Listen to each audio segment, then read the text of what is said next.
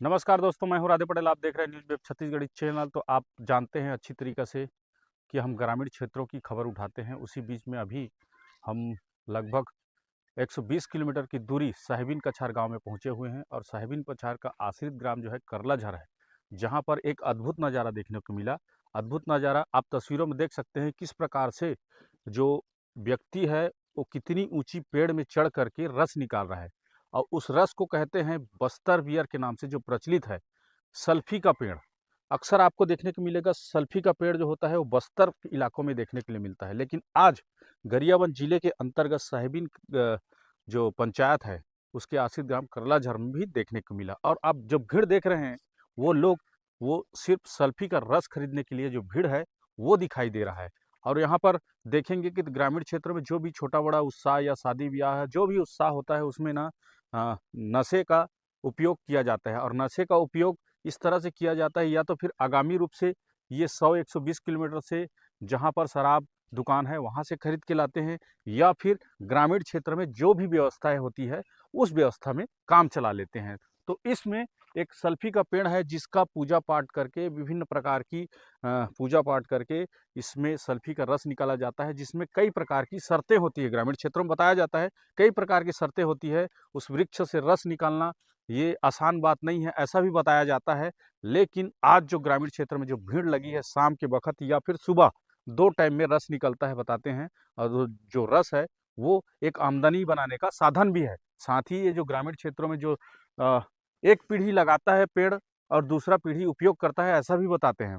तो ये जो रस है, ये रस जो है हल्की नशेदार रहती है, जो कि बियर में जिस तरह से नशा रहता है। अगर यदि आपने बियर पिया होगा तो आपको एहसास होगा कि ये जो बियर का जो नशा है, आधा घंटा 1 घंटा का जो नशा होता है उस तरह से नशा होता है। और ये किसी प्रकार के साइड इफेक्ट नहीं करता।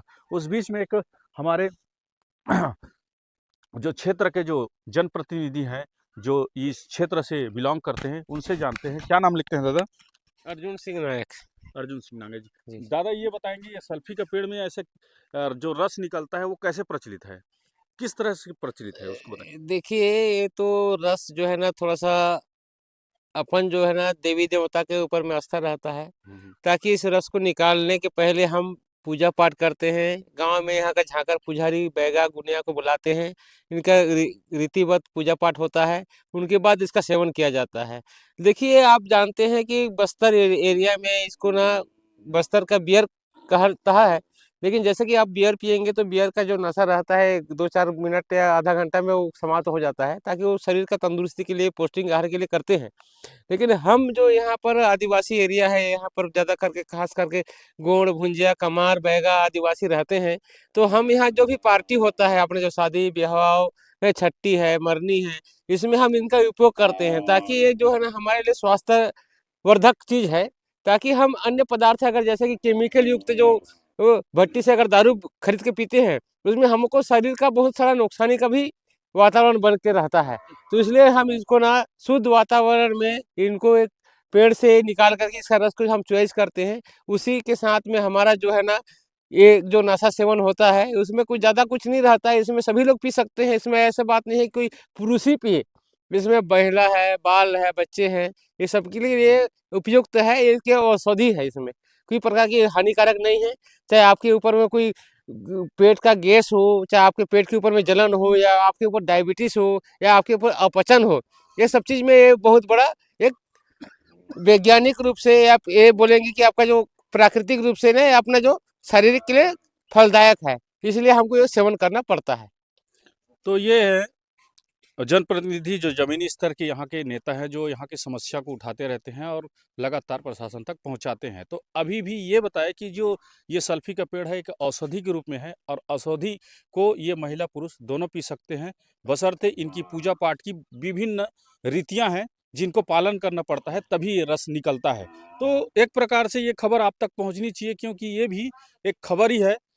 और इसमें सबसे महत्वपूर्ण बात यह है कि इस पेड़ से जो रस निकलता है वो लगभग 5 लीटर 10 लीटर निकलता है। इससे जो जो लगाने वाले जो पेड़ लगाने वाले व्यक्ति के परिवार को आर्थिक आमदनी होती है, और ग्रामीण क्षेत्रों में एक एंजॉय और एक खुशियां मनाने का साधन भी है।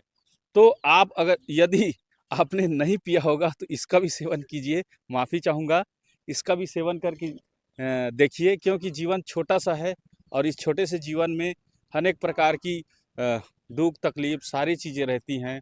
इसके बीच में एक खुशियाँ भी बाँटना और ज़्यादा नहीं बोलूँगा। फ़िलहाल ये है कि ऐसे ही हमारी छोटी-बड़ी खबरों को देखने के लिए हमारे चैनल को लाइक, सब्सक्राइब, शेयर कीजिए।